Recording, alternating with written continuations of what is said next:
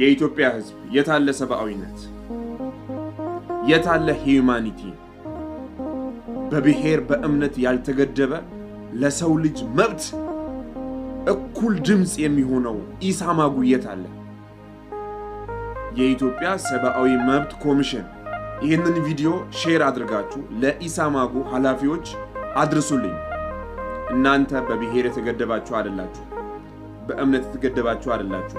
ኢትዮጵያ ውስጥ የትኛውም ዳር ዜጎች ላይ ጥቃት ሲደርስ ፈጥናችሁ ትደርሳላችሁ።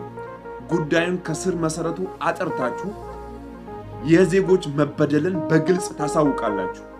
ምን ነው ለጉራጌ ህዝብ ሲሆን ዝምታን መረጣችሁ? የጉራጌ ህዝብ ሲገደል ማንም ድምጽ አይሆንም። የጉራጌ ህዝብ ከኢትዮጵያ ህዝብ የተለየ ምን አለውና ነው ሲገደል ዝም የሚባለው? ሚዲያ አካባቢ ጉራጌ ሲገደል ዝም ነው የሚባለው። ሌላ ብሔር ግን ሲገደል፣ ሌላ ብሔር ጥቃት ሲደርስበት ሚዲያውም መንግስቱም ኢሳማጉም ሁሉም ፈጥኖ ካልደረስኩ ይላል። እኛ ኢትዮጵያውያን መገደል አንፈልግም። በሴራ ፖለቲካ ንጹሃን እየተገደለ በማዕከላዊ ኢትዮጵያ ክልል ምስራቅ ጉራጌ ዞን ምስራቅ መስቃን ወረዳና እንሴኖ ዙሪያ ያለው ንጹሃን የጉራጌ ህዝብ እየተገደለ ነው። የት ነው ያለው ኢሳማጉ? የት ነው ያለው ሰብአዊነት?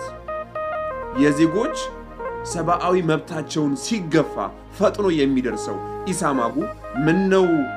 ላለፉት 8 ዓመታት በምስራቅ ጉራጌ ዞን ምስራቅ መስቃን ወረዳና ማረቆ ወረዳ ለሚገደሉ ንጹሃን ጉራጌዎች ዝምታን መረጥክ። ምክንያትክ ምንድን ነው?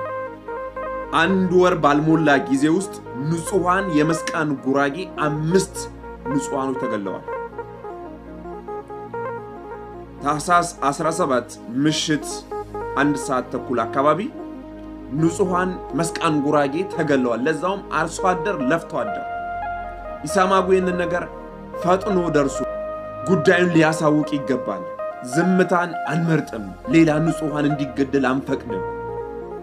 እዛ ቀጠና ያለው ፖለቲካ ትኩሳት የንጹሃን ዜጎች መጨፍጨፍ ነው ዋና ውጤቱ። ይህ ነገር የሚሆነው በአመራሮች ጭምር ነው። በክልል ያሉ አመራሮች፣ በዞን ያሉ አመራሮች እታች ድረስ ሰንሰለት ልዩ ወረዳ ድረስ ሰንሰለት አለው። እባካችሁን ከምንም ነገር ነፃ የሆናችሁ ኢሳማጉ ይህንን ነገር ገብታችሁ በጥልቀት አይታችሁ ፈትሻችሁ በዜጎች ላይ እየደረሰ ያለውን ስቃይ ድምፃችሁን ልታሰሙ ይገባል እላለሁ። ሁላችሁም ሼር አድርጉት።